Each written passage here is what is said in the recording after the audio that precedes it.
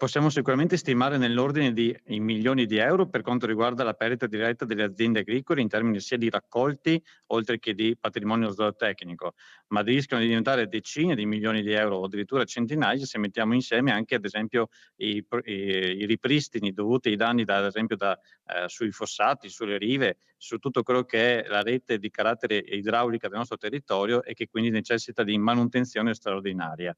Campi, vigneti, frutteti, orti, pascoli devastati dalla fauna selvatica, greggi e allevamenti sotto attacco. Sono i danni causati da cinghiali, lupi, ma anche nutrie e uccelli. Pensiamo ad esempio ai colombacci che vanno a depredare insieme alle gazze e ai corvi, le semine fatte dai nostri agricoltori, che vanno direttamente a prendersi le piantine appena seminate. Animali che sempre più spesso lasciano il loro habitat e si avvicinano ai centri abitati, a case e aziende. C'è veramente purtroppo una ricchezza di fauna selvatica molto importante e che oggi sta arrivando a livelli di intollerabilità perché l'azienda agricola non è più in grado di affrontarla con gli strumenti che ha a disposizione.